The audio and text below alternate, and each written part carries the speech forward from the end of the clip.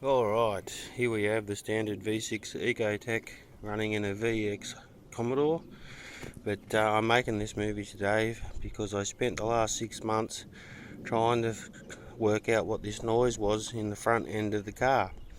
Now it shows up when you're going slowly and you turn the steering wheel left and right. You'll hear this little clunk or a little thud noise.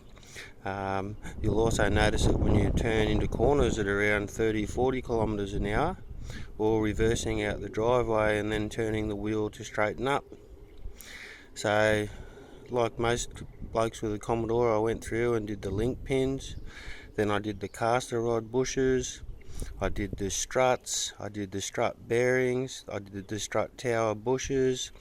After all that, I did the sway bar link pins and rubbers, I did the sway bar bushers, and lo and behold, the noise was still there. So what you need to do is look down between each side of the motor, and you'll see down the bottom here is this bracket right here. There's two nuts here, 1, 2, and there's another 2 at the back right there. What it was the brackets. These bolts were actually loose. So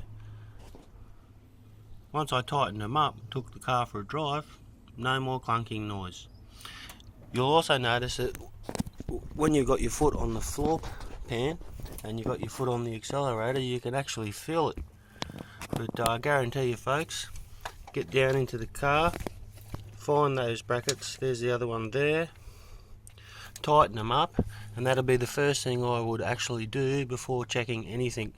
And mine were actually noticeably loose, and looser than a King's Cross hooker, I'd say.